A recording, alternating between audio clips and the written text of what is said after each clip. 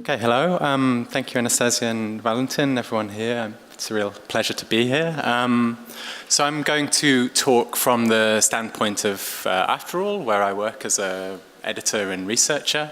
It's a publishing and research organization based in London, in the UK. And I'm going to be talking about Exhibition Histories, which is a publishing project that began within Afterall in 2010. And within that, I'm going to relate it to this question of the archive. So a starting point of Exhibition Histories as a project is a kind of shift of focus away from a moment of artistic creation, the figure of the artist in their studio, usually male, usually European, to the moment that art becomes public. So there's an idea of bringing art into its social field, its social site of production. My colleague Lucy Steeds has remarked, just to clarify what I mean by that, the approach is almost precisely not about objects or individuals, nor to treat the exhibition as a curatorial thing, but to see it instead as a collective experience and discursive event. With historical potential for a future place and time. So very few of the projects that I work on after all rely on any one single archive, and so perhaps I should mention Afterall is not an organization that accumulates or acquires archives in any sort of particular way. Some things have landed with us over time, which is always a pleasure, but you know, it's not a kind of organization that holds materials as such. So I thought it might be interesting to address this position as a kind of threshold between publics, between archives, between the many holders of these materials. So the images I'm showing you here, I wanted to start with a current project. So it's a little risky to share this with you now, but hopefully interesting to see the kind of the messiness of the process as it's developing. So this will hopefully be a book next year, but right now it's still very much in flux. So Chiang Mai Social Installation was a series of artist-initiated festivals in North Thailand, which happened in the 1990s. It sought to organize art projects in public spaces across Chiang Mai, in the streets with local businesses, libraries, dentists, public squares, and in temples and cemeteries. There were 5 editions of Chiang Mai Social Installation between 1992 and 1998. They usually lasted about 3 months, and with other satellite programs and initiatives happening sort of in their orbit, and it kind of relates quite well to what David was talking about in this period in Southeast Asia, when there isn't an enormous amount of kind of contemporary art infrastructure, and so artists begin to kind of self-organize these networks and para-institutions and collective practices in very different ways in different places. So Chiang Mai Social Installation is emerging at this moment. It operated on a kind of shoestring, very minimal budget. It had never had any particular formal institutional affiliation, though there were connections to the university in Chiang Mai. And it sort of expanded with over its lifespan, but it never really exceeded this kind of self-organized scale. And so the image that I began with is an image from the final edition of the event, which happened between 97 and 98. And in its exhibition of audience photographs taken by visitors to the festival on cameras given to them by an artist. And so a notable feature of Chiang Mai Social Installation was that it invited critical dialogue as part of its process. So there was a fair amount of kind of live work and performance work, and the audience was invited to kind of comment on it. So there was this kind of live crit or feedback thing going on throughout all the editions, even from the earliest. And so this image I wanted to settle on because it similarly represents this kind of feedback loop between the kind of larger whole and this micro exhibition of encounters within it. And so I thought this might be an interesting way to think about the way that an exhibition might be historicized, might be archived. So here's a kind of example of that happening within this larger exhibition structure. So from talking to participants of this exhibition event, this series of festivals, it has become very clear that the memory never really emphasizes particular individual makers, individual artists, or individual works in particular. And I should mention the book is being edited in collaboration with David Tay, Singapore-based writer and academic. And so he's over many years of living in Thailand, he's spoken to many people about this, and he was always struck by the fact that the myth or the event took precedence over any particular individual who was involved, which is interesting. And there was also this idea that there shouldn't be any kind of mediation of the project. So the question of the curator is kind of a complicated one, but essentially they all rejected the idea of kind of curated selection process. The organizers were interested in accepting any proposals that came their way. So they were deliberately eschewing this role of the curator, which is a complicated proposal, but I mean it raises certain questions. And more pertinent to today's discussion, there's also a kind of hesitation or reluctance around the idea of archiving. There is a sense, not a complete sense, but there's a certain inclination to allow the project to disappear in a more natural way and for it to have its own historical trails. So naturally, for a project of archiving or historicizing an event such as this, there are a number of questions that these details and kind of loose ends raise, which questions that I can't answer today, but I thought I would present them because it might be interesting to see how this process works. And this slide's an image of an action by one of the protagonists, Mitchain, one of the central protagonists of Chiang Mai social installation. And he's leading this group around Chiang Mai, this long walking tour of Chiang Mai in the middle of the night, and the participants are bound together and all carrying rocks, and it's part of this micro project he organized called Week of Cooperative Suffering within Chiang Mai social installation. But I thought this image of being bound together carrying rocks was a kind of an apt metaphor for something of what we're trying to do in this work. So at that point, I'll jump cut to the publications of Exhibition Histories published by Afterall so far. So these are the books. This is all of them. It started publishing in 2010.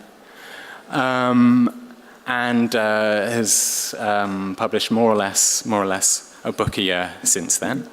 I can say a few words about all of these titles in a moment, but I was asked by the organizers in conversations leading up to this to talk a little bit about methodology. So I thought I would say some words about that, and so to distinguish how exhibition histories as an approach might differ from histories of theatre or like historical reconstructions of performance. And it seems to me to be something quite different, by which it's not it's not really about exhaustive reconstruction of a kind of idea of the past as it really was. I'm going to show some images from the various publications.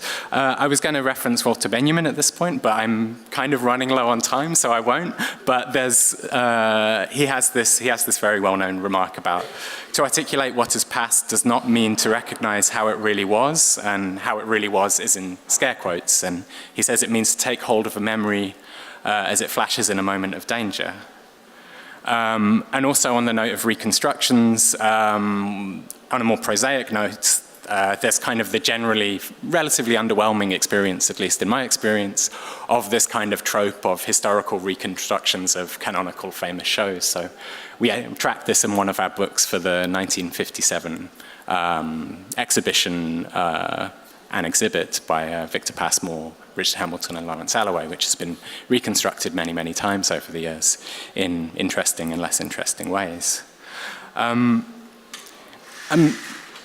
I guess in this is just a recognition that reconstructing the past, has been said a few times already, is a way of constructing the present and future. So even to look back is to address the way things are and could be. And by addressing the moment of art's becoming public, the project seeks to emphasize the many agencies and actors through which the work is produced, through which art is produced. So this runs from technicians to curators, to critics, to government bureaucrats, and also to artists. So the series began with a consideration of these two exhibitions, Oplos Shrove and When Attitudes Become Form, both from the late 1960s. And this comparison was chosen for, among other reasons, this moment's significance in marking a move by curators to work more closely with artists to mutually test the institutional structures surrounding art's presentation. So here on the right, this is Jan Dibberts digging up the foundations of the Stedelijk Museum.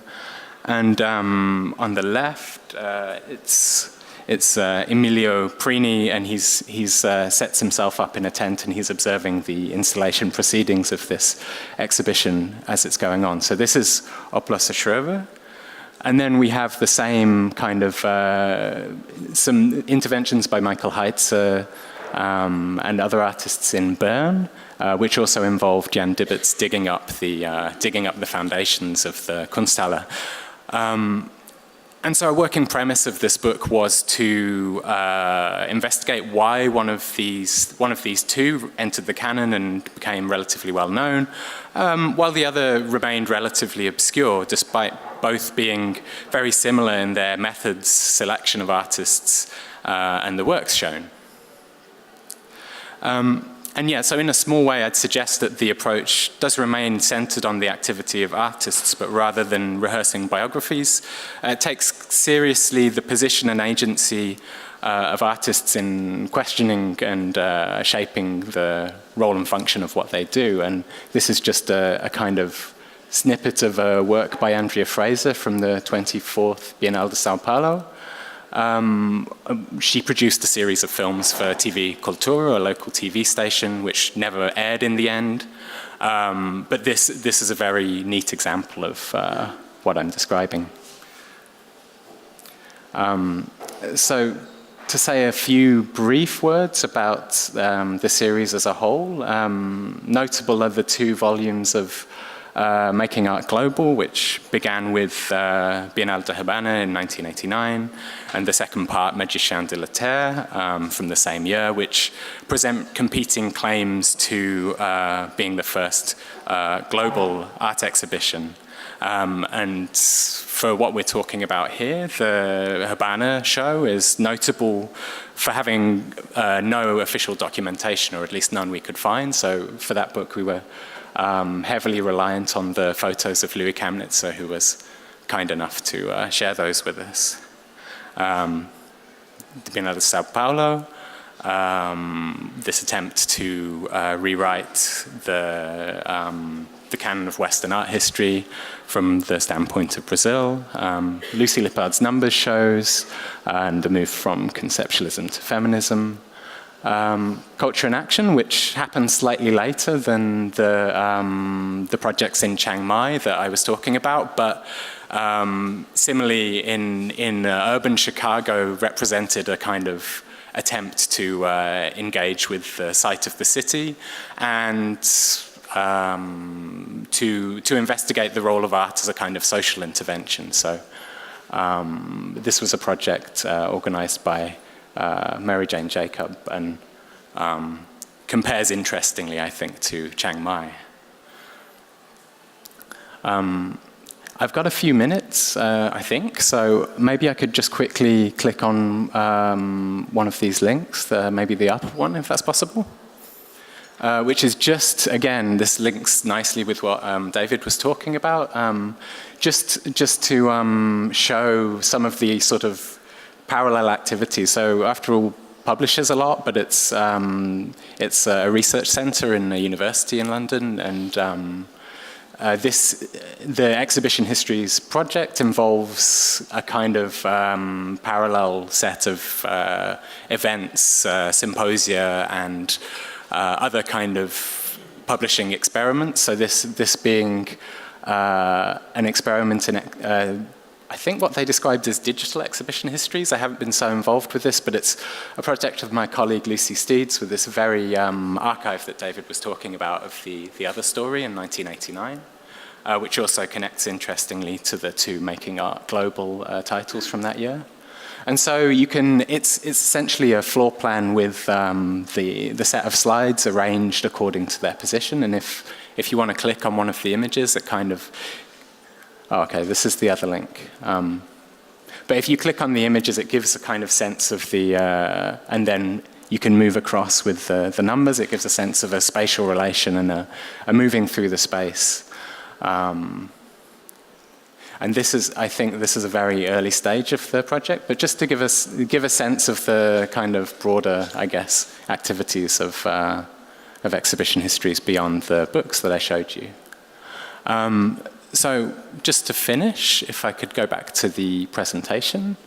And since we're here in Moscow, I thought I would talk about the most recent book in the series, which I co-edited with Victor Tupitsin and Margarita Tupitsin, which focuses on Apt Art, and it connects very closely with some of the things Sasha was talking about yesterday as well.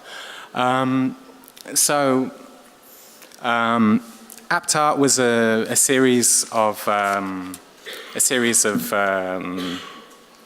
exhibitions organized by artists in the private apartment of Nikita Alexeyev and in public space around Moscow between 1982 and 1984.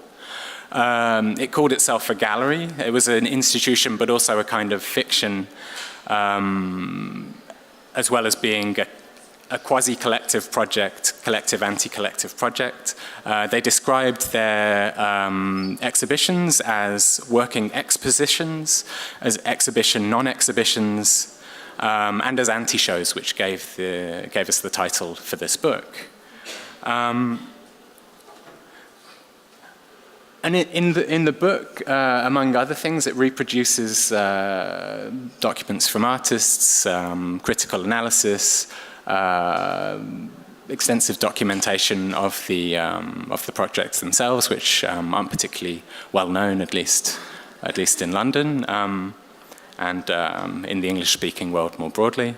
So it was a way to make these clandestine and relatively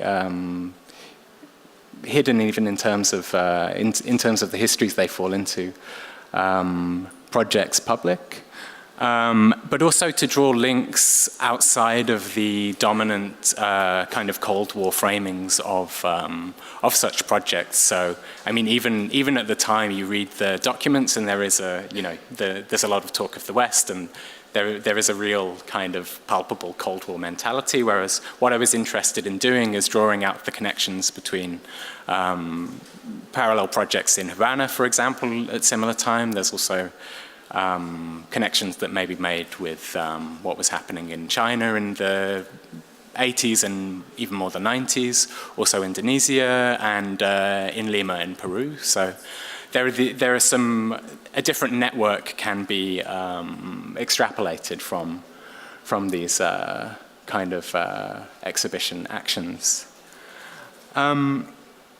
Apt Art also had a lot of overlap with, I'm just going to skip ahead to close. It overlapped significantly with the Moscow Archive of New Art, or Manifold as they're known. I'm not going to attempt the Russian pronunciation, but this was another kind of major moment of self-reflexivity within the underground art scene in the 1980s, a moment where the kind of relatively closed circles of underground or unofficial artists began to reflect on their own history. And so this, and I think Sasha was referring to this also yesterday, it was a kind of artist-organized attempt to provide a critical forum to archive the projects that they were involved with, to give a sense of the history, but also it became more kind of freewheeling than that, in a sense. There were interventions that were artworks, there was documentation, there was translations of like critical texts from elsewhere, from Czechoslovakia and so on. And so they became these kind of very intriguing, messy documents of a period in time, which also served to archive and self-produce a particular context, because it was also a communication tool at the time. The artists were passing them between one another. And I think it's with this example that I'll end. So just to return to this idea of, just as in Chiang Mai, these artist-led archives suggesting multiple future histories and possibilities for archiving. Thanks.